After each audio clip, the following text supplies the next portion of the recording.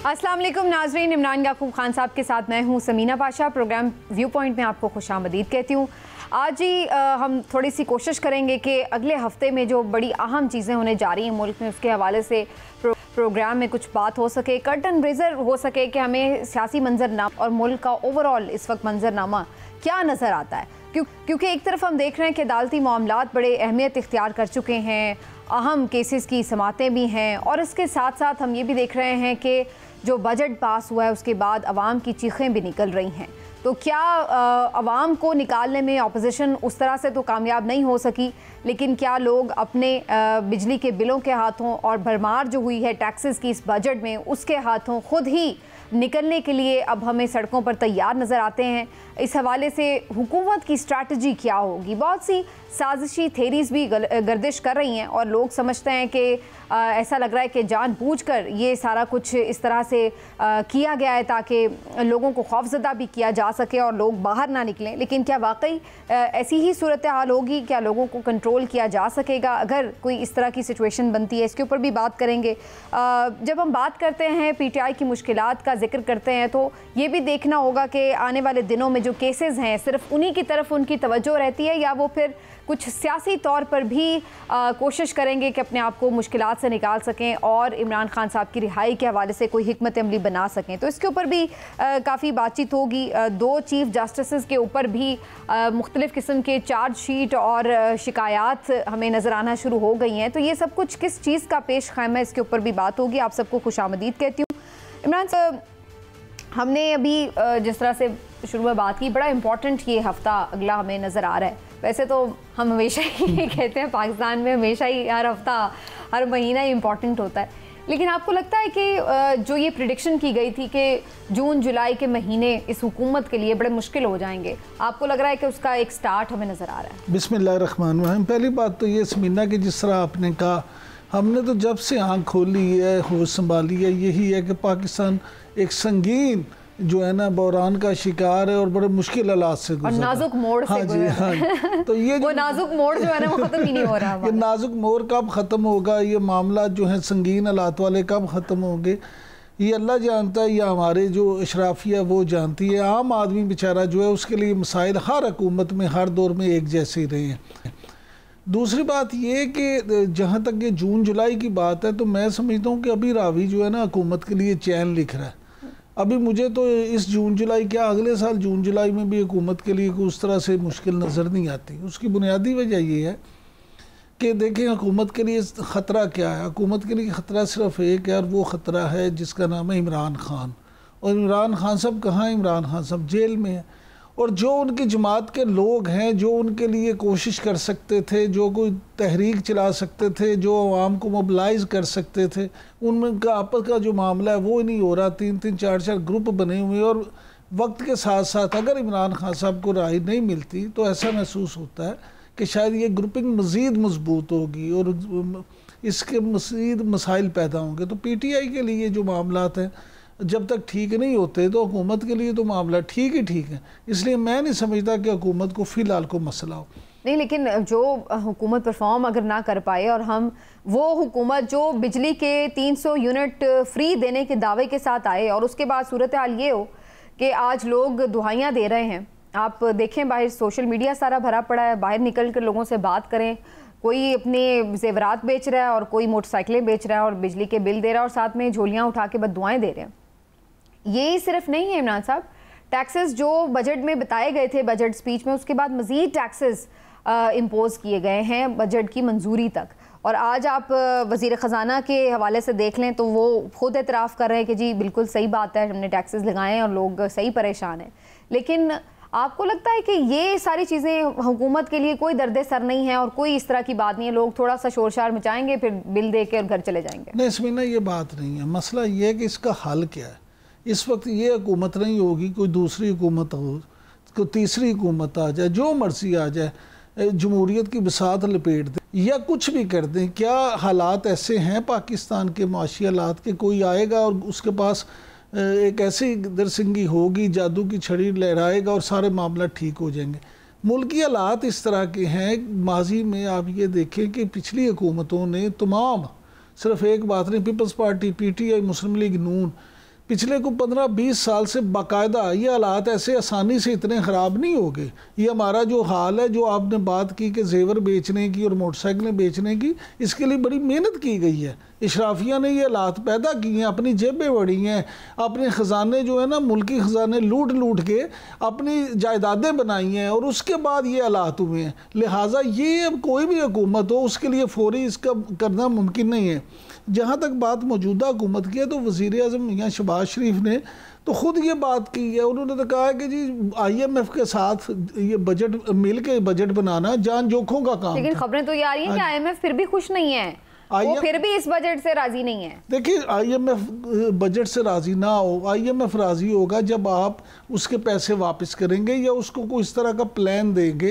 फौरी तो बजट से तो नहीं पैसे वापस करने थे ना, तो जाहिर है बजट तो उन्हीं की मर्जी से, उनकी सारी मुशावरत से बनाया है, फिर भी वो कह रहे हैं कि जी ये बजट ठीक नहीं है, तो फिर वो और क्या चाह रहे हैं। देखिए, बात ये है कि उनको IMF को इस बात से कोई सरोकार नहीं होता। देखें, अगर आप किसी से कर्ज लेते हैं, किसी बैंक से कर्ज लेते हैं, तो वो क्या करते हैं? क्या बैंक को ये नहीं होता कि आप भूखे मरे या आपके घर में बिजली का बल्ब जले या ना जले? उसको तो ये होता है कि आप अपनी किस्त जमा कराएं। उसी तरह ये देखिए, IMF को तो ये है कि उसने जो आपको पैसे दिए हैं, आप उसको वापस कैसे करते हैं? आप उसकी बला से कि आपके लोग जिए मरें, उसको इस बात से फ़र्क नहीं पड़ता। ना ही वो ये कहता है वो जो पैसे वापस कर रहे हैं उसके लिए जो उसने प्लान दिया था, जो उसकी शराइत थी, वो तो हम यही सुन रहे थे ना कि वो हुकूमत ने सारी मान ली है, और इसी वजह से हमें ये टैक्सेस का एक ढेर नज़र आ रहा है बजट के ऊपर, कि जिसमें इन्होंने बिजली की कीमत और बढ़ाई है, पेट्रोलियम लेवी में इजाफा किया है, सैलरीड क्लास को टैक्स और लगाया है, कुछ किसी हद तक कोशिश की है कि कोई और सेक्टर्स को भी लेके आए, या ये जो टैक्सेस हैं उस पर इंडस्ट्रियलिस्ट के ऊपर, लेकिन वो ज़ाहिर है उतनी बड़ी तादाद में तो खैर नहीं लगाए। लेकिन ये जो कुछ इन्होंने किया है, इससे जो पैसे मिलने हैं, जाहिर है कि ये सारे IMF को कंसल्टेशन में लेके इन्होंने कदम उठाए हैं। IMF की कंसल्टेशन क्या होती है? ये हमारा ना एक बड़ा मिसपरसेप्शन है कि पता नहीं IMF कहती है इनके कनपटियों पे बंदूक रख के जी जल्दी से ये टैक्स लगा दो। IMF ये नहीं कहता। IMF ये कहता है कि आप एक ऐसा प्लान दें जिससे आप अपना रेवेन्यू बढ़ाएं और उससे हमें पैसे दें। वो प्लान हमारे जो बेहतरीन दिमाग है उन्होंने बनाना होता है। अगर हमारे बेहतरीन, तो फिर इमरान साहब, अभी आपने शुरू में बात की कि कोई भी हुकूमत होती, कुछ भी होता, तो ये हम इसी तरह बनाते हैं। फिर दूसरी तरफ ही आप ये कह रहे हैं कि नहीं, IMF ने ये नहीं कहा हुआ इस तरह करो, लेकिन यहाँ पर हमारे जो लोग हैं वो ये कि आसान हल निकालते हैं, जो गरीब की गर्दन। मैं यही कह रहा हूँ, फिर मैं तो अपनी बात ही ये इसी बात पे कायम हूँ कि ये कोई भी हुकूमत हो वो यही करती है। आप मुझे बता दें, माजी की 10 हुकूमतों का बता दें जो माजी में हुक्मरान 10 रहे हैं हमारे, जिन्होंने इस तरह का काम ना किया और आवाम की रिलीफ के लिए उन्होंने कोई इस तरह का काम किया हो कि हम के वाह वाह वाह बड़ा अच्छा इन्होंने काम किया।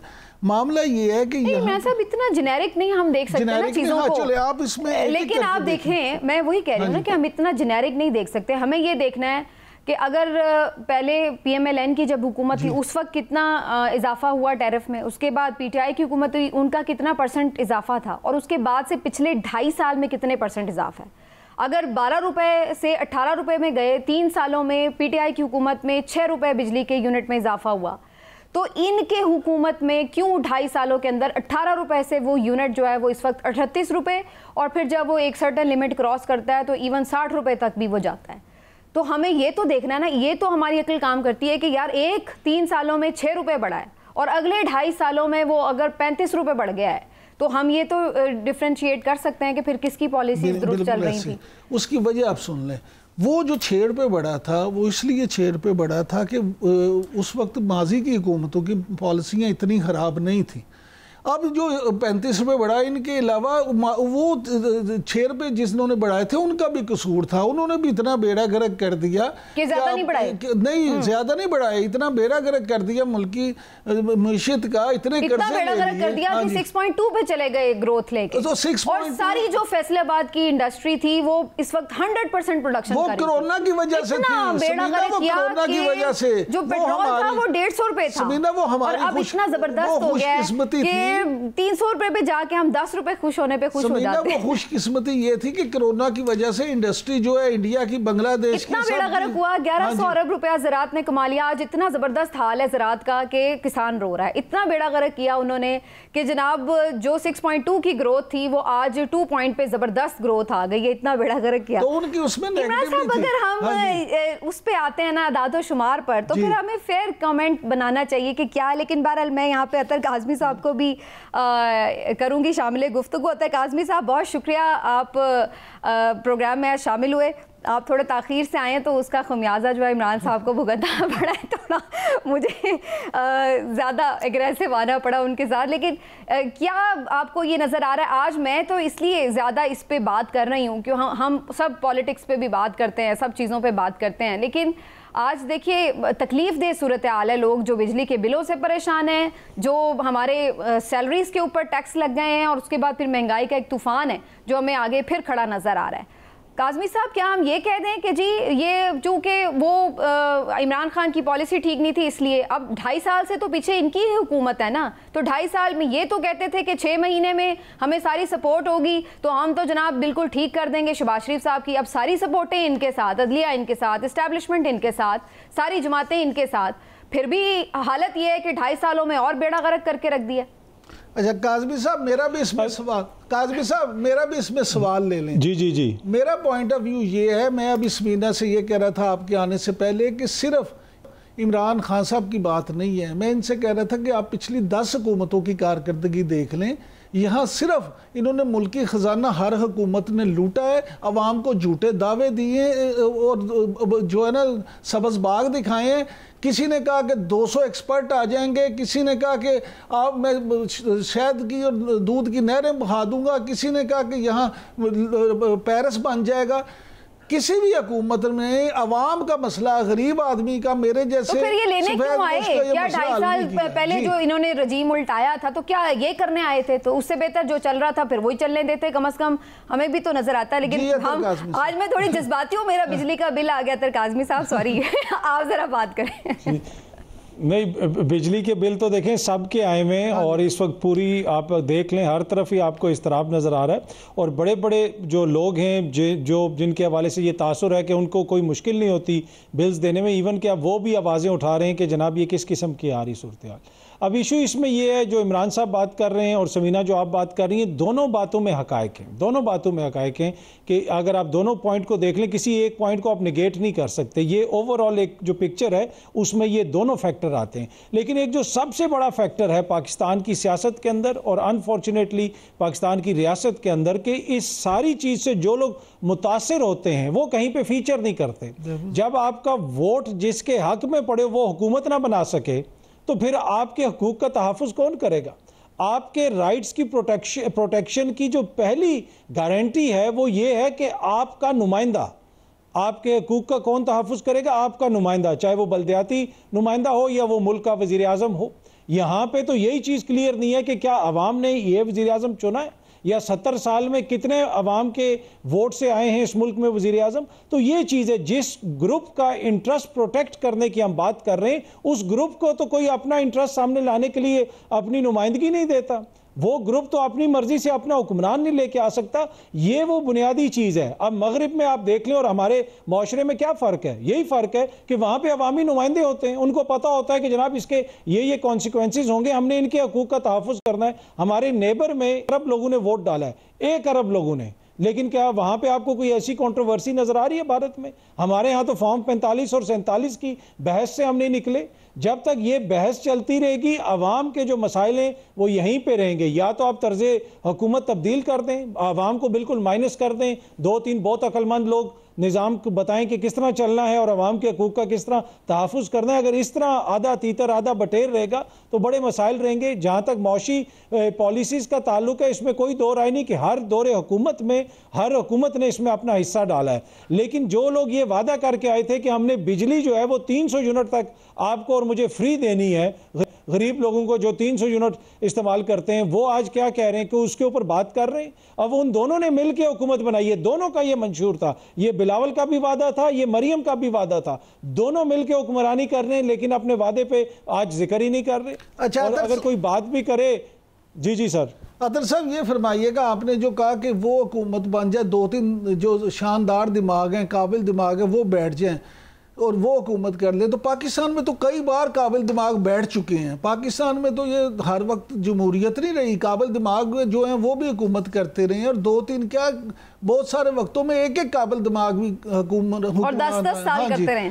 तो फिर भी मेरी और आपकी हालत क्यों नहीं बदली, मैं तो ये जानना चाहता हूँ। नहीं, वो तो ये कह रहे थे कि वो जो अपने आप को काबिल समझते हैं।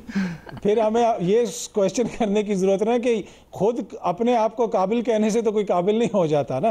काबिल तो आपको उनकी काबिलियत तब पता चलती है कि जब वो कोई चीजें चेंज करें। देखें, अब सिंगापुर के अंदर भी जो जमहूरियत है उसमें बहुत सारी आवाजें उठती थी, मगरिब कहता था कि यहाँ पे ये चीज़ ठीक नहीं है, ये इस चीज़ में सख्ती है, लेकिन सिंगापुर वाहिद वो मुल्क है जिसने हमारी जिंदगियों में वो तीसरे वर्ल्ड से उठ के फर्स्ट वर्ल्ड में आ गया। तो देखिए, हर जगह पे मुख्तलिफ नीड्स होती हैं सिस्टम की, उसके ऊपर आप बात कर सकते हैं, लेकिन बुनियादी चीज़ ये कि जो भी सिस्टम आपने बनाया, अगर आप उसके ऊपर अमल दरामद करने के लिए तैयार नहीं है, आइन और कानून के ऊपर अमल दरामद करने के लिए तैयार नहीं है, तो फिर इस तरह तो निजाम नहीं चल सकता। अगर मैं इसको यूं एंगल कर लूं अतर काज़मी साहब, कि फिर पाकिस्तान के इस वक्त प्राइम जो प्रॉब्लम है वो ये है कि हमारे मुल्क में रिस्टोरेशन ऑफ कॉन्स्टिट्यूशन की ज़रूरत है, आइन की बहाली की ज़रूरत है, या फिर हमारी इकोनॉमी इशू है, ये जो डे टू डे अफेयर्स हैं हमारे, महंगाई हो गई, बिजली का बिल कभी एक तरफ कभी कोई दूसरा मसला, ये इश्यूज हैं, या फिर मेन इशू फिर वहीं जाके खड़ा होता है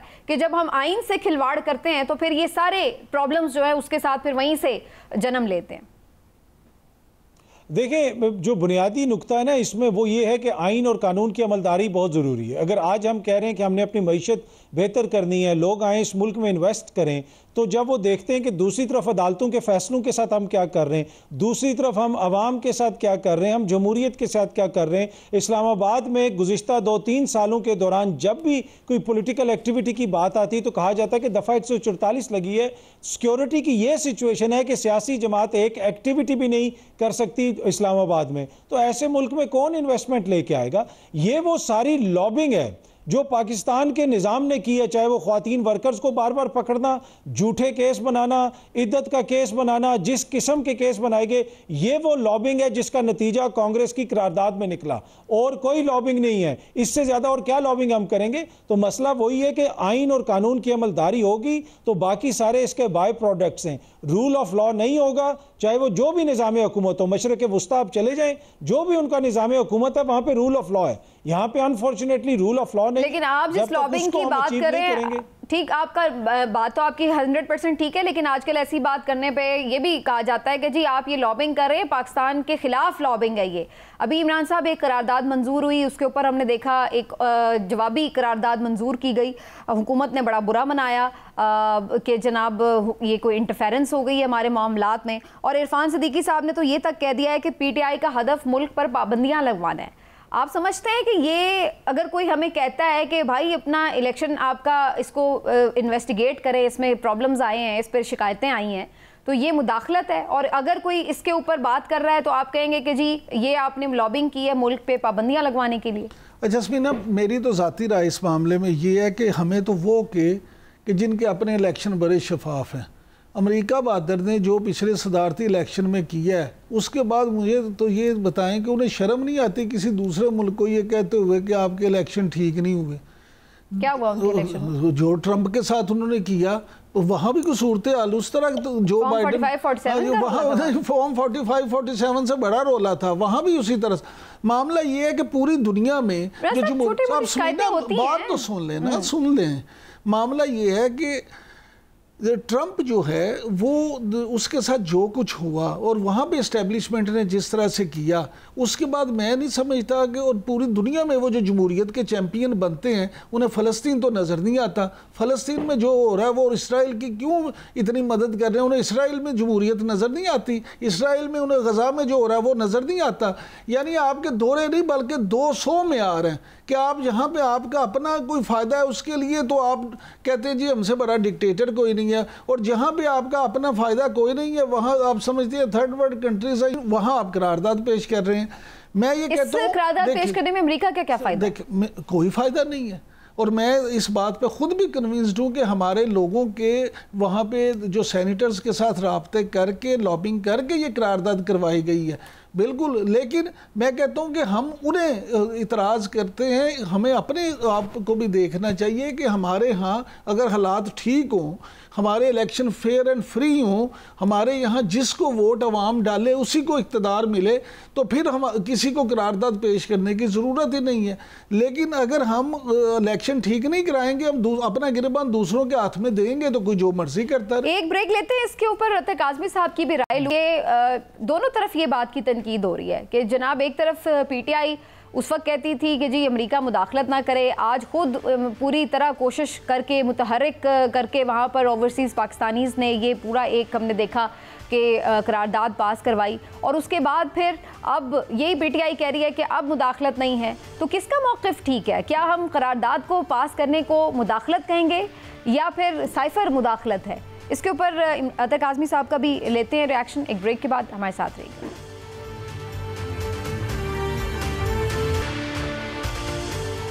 जी वेलकम बैक नाज़रीन। अतर काज़मी साहब, इमरान साहब ने तो खैर अमेरिका के इलेक्शन और जमहूरियत पर ही सवालिया निशान लगा दिया है, लेकिन आपके नज़दीक साइफर भेजना वो मुदाखलत है या फिर करारदाद खुलेआम पास करना वो मुदाखलत है?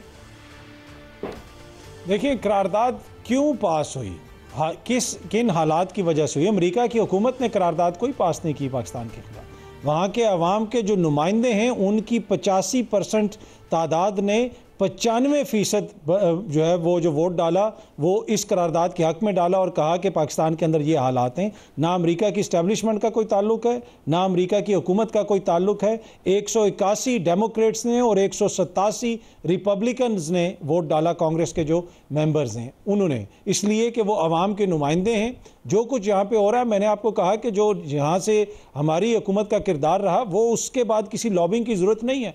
अगर लॉबिंग एक जमात इतनी कर सकती है कि 450 कांग्रेस के अरकान को अपने साथ मिला सकती है, फिर तो मेरे ख्याल में आज शाम को ही शहबाज शरीफ साहब को जाके पाकिस्तान की चाबियां इमरान खान साहब के हवाले करनी चाहिए और ख़ुद घर चले जाना चाहिए। सारे मसाइल का हल तो फिर वो निकाल देंगे। मतलब ये बात तो अकल और मंतक मानती नहीं है कि एक जमात को इतनी बड़ी लॉबिंग कर सकती है। फिर पाकिस्तान तो एक बहुत बड़ी रियासत है, जौहरी ताकत है, ये कर ले लॉबिंग, ऐसा नहीं होता। कुछ ज़मीनी हक़ाइक़ होते हैं, जो कुछ हो रहा होता है वो सबके सामने होता है।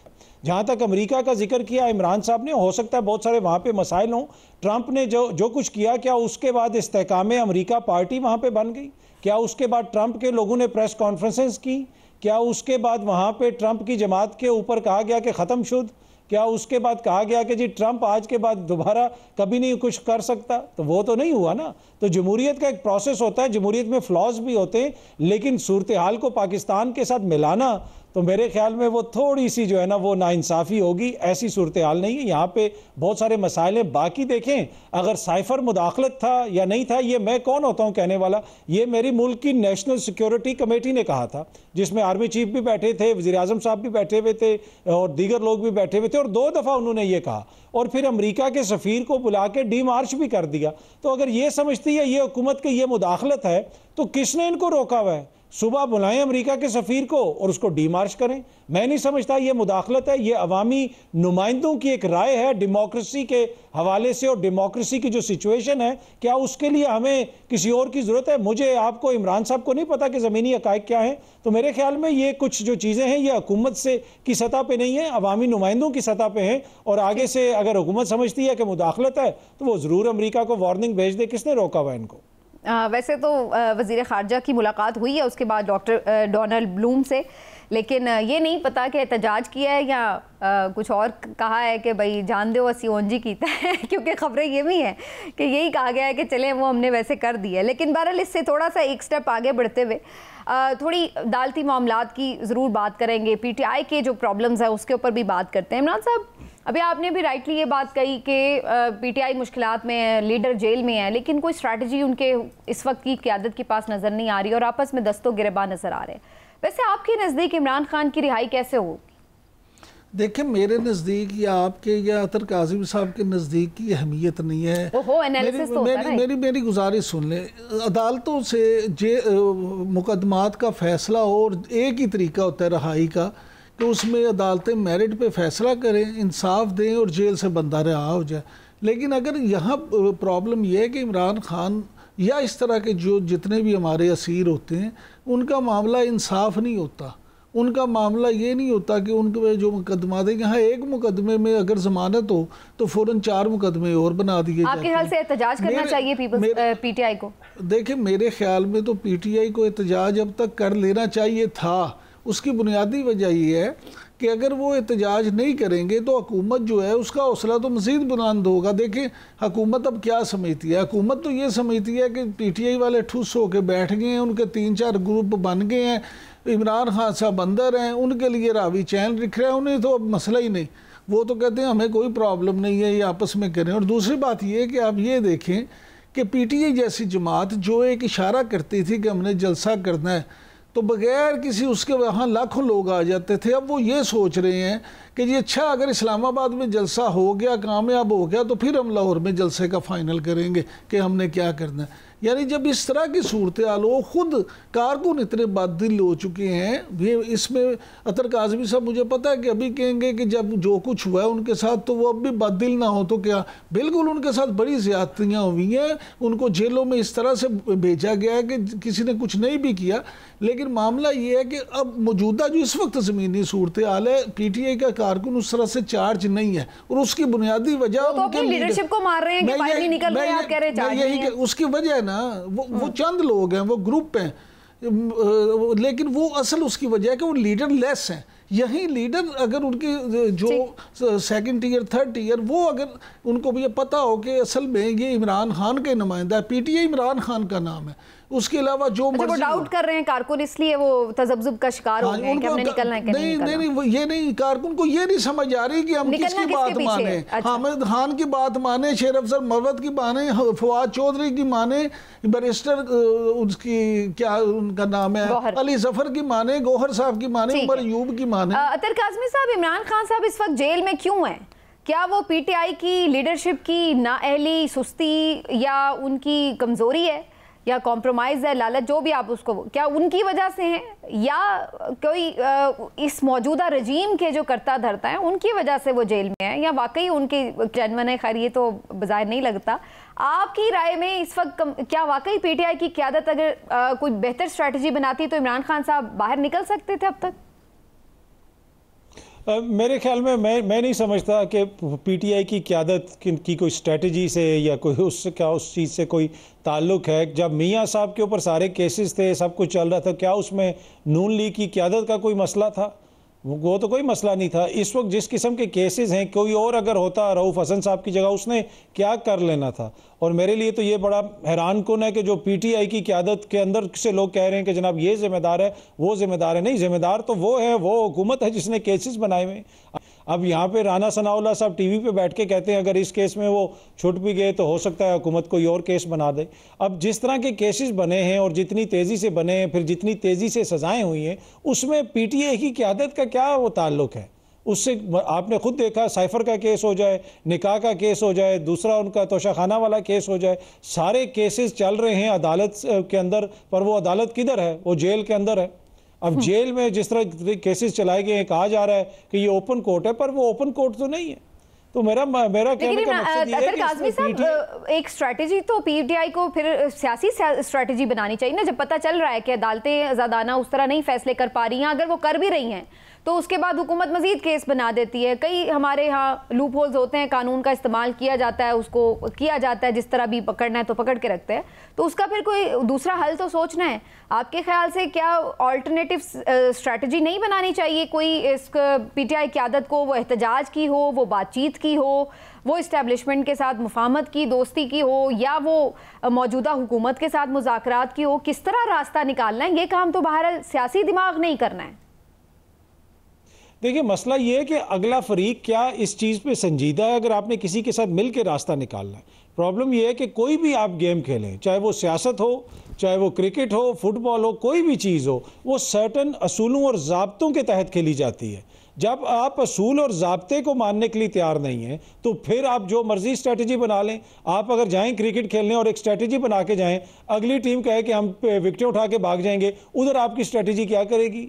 मतलब मसला ये है ना कि जब तक आपने सियासत करनी है आप किसी आइन और कानून के ताबे रह के वो सियासत करते हैं। क्या गुज़िश्ता 3-4 सालों की 2.5-3 सालों की जो सियासत है वो किसी असूल और ज़ाब्ते के तहत हुई? क्या मुल्क में वक्त पे इंतखाबात हुए? कहते हैं जी इमरान खान की गलती है, उसने असेंबलियाँ तोड़ दी थी। भाई कानून तो बिल्कुल वाज़ेह था कि 90 रोज़ में इंतखाबात होने। क्या इंतखाबात हुए? आप बाकी चीज़ें देख लें, अगर अदालत जमानत दे देती है तो आप रिहा हो जाते हैं। क्या ऐसा हुआ? यहाँ पे हाई कोर्ट ने नहीं कहा कि जनाब प्रेस कॉन्फ्रेंस कर लें। तो कहने का मकसद ये है कि स्ट्रेटजी तब काम आती है जब आप किसी असूल और ज़ाब्ते के तहत कोई गेम खेल रहे हो। जहाँ पे रोज़ सुबह उठ के नया असूल, नया ज़ाब्ता, मनपसंद चीज़ें कर दी जाएँ, वहाँ पे कोई स्ट्रेटजी काम नहीं आती। बाकी देखें ये उनकी जमात है, सियासी लोग हैं, वो ऑब्वियसली समझते हैं कि चीज़ों को किस तरह करना है, एहतजाज कब करना है या कब नहीं करना, वो ये सब कुछ सोच रहे होंगे। लेकिन एज एन आउटसाइडर मैं ये समझता हूँ कि ये तो फेयर प्ले ही नहीं हो रहा। जहाँ पे फेयर प्ले ना हो वहाँ पे स्ट्रेटजी जो है वो काम नहीं आती। वहाँ पे जो इवेंट्स होते हैं वो खुद टर्न लेते हैं और इवेंट्स जो होते हैं वो डोमिनेट करते हैं चीज़ों को और फिर उनको कोई भी चीज़ कंट्रोल नहीं कर सकती। तो मेरे ख्याल में हम उस सिचुएशन में अभी हम स्ट्रेटजी वाली सिचुएशन से थोड़ा पीछे रह गए। ऑल राइट, एक ब्रेक लेते हैं जो वापस आकर थोड़ा बात करेंगे जुडिशरी।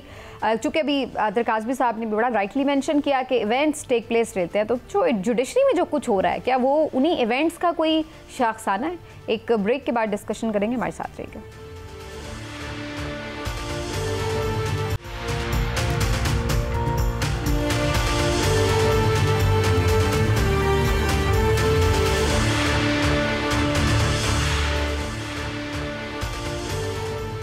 साहब आपको क्या नज़र आ रहा है जो हम इस वक्त देख रहे हैं? एक रेफरेंस के लिए शिकायत आ चुकी है चीफ जस्टिस काजी फ़ाइज़ ईसा साहब के ख़िलाफ़, मौजूदा chief justice Islamabad high court के ख़िलाफ़ जो चीज़ें आई हैं सामने उनके अपने साथी जजेस की तरफ से, ये चीज़ें भी हैं। आपको लगता है कि जुडिशरी में कोई करवट ली जा रही है और जिसका नतीजा हमें मुख्तलिफ आगे सियासी फ़ैसलों में भी नज़र आएगा? समीना देखें, अभी जो अतर काज़मी साहब बात कर रहे थे ना रूल ऑफ लॉ की, मामला जिन मुआशरों में रूल ऑफ लॉ नहीं होता वहाँ इस तरह की बातें होती हैं। अब देखें चीफ जस्टिस इज़्ज़त माब जनाब जस्टिस काजी फ़ाइज़ ईसा साहब जो हैं, जब तक ये चीफ जस्टिस नहीं बने थे, जब कुछ अर्सा पीछे चले जाएं तो यही तमाम सियासी जमातें जो आज उनकी मुखालफत कर रही हैं वो उनके हीरो थे और उनके लिए वो बड़े नारे लगाते थे और कहते थे कि काजी जदों आएगा तो लग पता जाएगा। तो वो या जस्टिस अतर मिनल्ला साहब हैं या दूसरे लोग हैं। अब मामला ये है कि जब सुप्रीम कोर्ट जैसा इदारा उसमें इस तरह की रिफ्ट हो कि वो साफ नज़र आए और जज साहबान जो हैं एक दूसरे के बारे में, जिस तरह से कल भी आप ख़ुद ही बात कर रही थी कि जज साहबान किसी मुकदमे में एक दूसरे को इस तरह से रिमार्क्स पास करें कि लगे जैसे तानाजनी हो रही है एक दूसरे के साथ, तो वहाँ पे अब मैं ये समझता हूँ कि फिर या तो अब फिर मैं वो अब तो फैसल चोई साहब भी नहीं है जिनसे हम कह देंगे अगर तो इन्हें अदालत का आ गया तो बचा लेना। मामला ये है कि फिर उन अदालतों को मैं समझता हूँ कि बंद ही कर दिया जाए तो बेहतर है।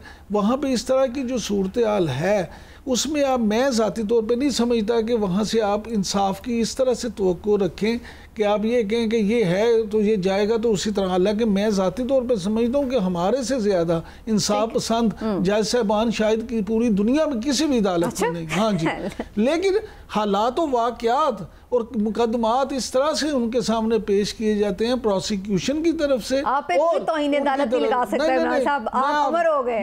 मैं आपको बता रहा हूँ प्रोसिक्यूशन की तरफ से और फिर जो इस्तगासा बनाया जाता है वो, और फिर इवन जो डिफेंस जिन्होंने करना होता है, हर बंदे की कोशिश ये होती है कि वो अदालत में जाके झूठ बोले।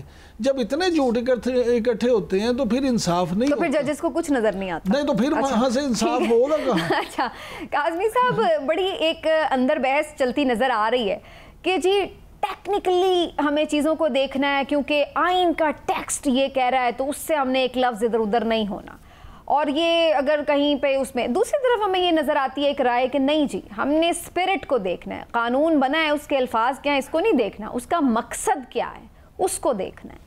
आपके नज़दीक जो आगे हमें एक मंजरनामा नज़र आ रहा है सुप्रीम कोर्ट का, उसके जजेस के अंदर जो एक हमें कशमकश नज़र आती है, क्या लग रहा है क्या प्रिवेल करेगा? कॉन्स्टिट्यूशन प्रिवेल करेगा, उसकी स्पिरिट प्रिवेल करेगी, या फिर टेक्निकल जो साइड है उसका पलड़ा भारी होगा? देखिए, जहाँ पे 25 करोड़ लोगों का मुस्तकबिल एट स्टेक हो ना, वहाँ पे टेक्निकल बुनियादों पे चीज़ें नहीं होती। आइन का एक स्पिरिट है और उस स्पिरिट के तहत वो आइन लिखा गया, और उस आइन का मकसद क्या है, अगर इस आइन के आप गौर से देखें, उसको गौर से पढ़ें, किसी भी रियासत के अंदर आइन का बुनियादी किरदार क्या होता है? आइन का बुनियादी किरदार ये होता है कि जो रियासत के अवाम हैं उनके हकूक़ का तहफ़्फ़ुज़ करना, वो उसका एपी सेंटर होते हैं। और इलेक्शंस जो हैं वो आपको पता है उसकी बड़ी कलीदी पोजीशन होती है या कलीदी किरदार होता है किसी भी रियासत के अंदर, जमहूरी माशरे के अंदर। तो ये सारा जो अमल चल रहा है ये अवामी नुमाइंदों का, अवामी रिप्रेजेंटेशन का मामला है, तो इसको बड़ा गौर से देखने की ज़रूरत है। और फिर ये जो केस है ये पाकिस्तान के आने वाली दिहाइयों के मुस्तकबिल का फैसला करेगा। ये बहुत इंपॉर्टेंट केस है। अगर हुकूमत को 2/3 अक्सरियत मिल गई, अगर इमरान खान के नाम पे पड़ने वाला वोट जो है उसकी मखसूस नशिस्तें शहबाज शरीफ और जरदारी साहब के बीच में बांट दी गई, तो फिर ऐसी कानून साजी होगी कि जिसके रिप्रिकॉशंस होंगे, सियासी भी होंगे और मुस्तकबिल के मुल्क के लिए भी होंगे। हो सकता है वो बहुत अच्छे हों, हो सकता है कि वो बहुत बुरे हों, लेकिन ये सारी चीज़ें अदालत ने अपने सामने रखनी है। और इसमें जो एक मेरा छोटा सा नुक्ता है, जो चीफ जस्टिस साहब की पोजीशन है, ऑब्वियसली सब ने आइन और कानून को देखना है और मोअज़्ज़ज़ अदालत आइन और कानून के मुताबिक फैसला करेगी। लेकिन जो एक्स्ट्रा ऑर्डिनरी उन्होंने पोजीशन ली हुई है कि जहां पे भी ह्यूमन राइट्स की बात आती है वो कहते हैं छोड़ दें, इस पे बात नहीं होगी, मामला सामने आएगा तो देखेंगे। देखें, ये अदालत है, ये कोई छोटी कोर्ट नहीं है। इस अदालत ने मेक श्योर करना है कि पाकिस्तानियों के हकूक़ का तहफ़्फ़ुज़ हो। आपने फैसल वाडा के केस में भी देखा, उनको मोअज़्ज़ज़ अदालत ने माफ़ कर दिया और अच्छी बात है, आइन और कानून के मुताबिक जो भी अदालत ने फैसला किया सारा आंखों पे। लेकिन मीडिया को दूसरी जानिब कहा जा रहा है कि आपने ये प्रेस कॉन्फ्रेंस क्यों चलाई, आपने ये क्यों किया, आपने ये ऐसा क्यों किया। देखें, ऐसा तो नहीं हो सकता ना कि जिन्होंने प्रेस कॉन्फ्रेंस की है अगर वही वो उनको माफ़ी मिल गई है तो जिन्होंने चलाई है तो फिर उनको भी माफ़ी दे दी जाए। तो मेरे ख्याल में जहाँ जो बुनियादी हकूक़ हैं, जो ह्यूमन राइट्स हैं, उनके हवाले से जो कैजुअल एटीट्यूड हमें नज़र आया गुज़िश्ता चंद माह के दौरान, वो बड़ा वरीसम है। रिगार्डलेस के केस कौन सा है, मेरे ख्याल में जस्टिस सरदार तारिक मसूद साहब का वो जो उनका कमेंट था कि पता नहीं ये बुनियादी हकूक़ हमें कहाँ लेके जाएंगे, जब मुल्क की सबसे आला अदालत से, मीडिया के हवाले से, सोशल मीडिया के हवाले से, शख्सी आज़ादियों के हवाले से इस तरह के कमेंट्स आना शुरू हो जाएं, तो मेरे ख्याल में एज ए कौम जो है हम सबको थोड़ा सा परेशान होने की ज़रूरत है। लेकिन आज़मी साहब प्रोग्राम में एंड करना चाह रही थी और आपने आखिर में हमें परेशान कर दिया। लेकिन इंशाल्लाह अगले प्रोग्राम में हम उम्मीद करते हैं आप आएँ तो उम्मीद भी दिलाएं। अतः आज़मी साहब बहुत बहुत शुक्रिया आपका, प्रोग्राम में शामिल रहे। नाज़रीन, प्रोग्राम का वक्त ख़त्म हुआ, इंशाल्लाह फिर आपसे मुलाकात होगी। अपना ख्याल रखिए, अल्लाह।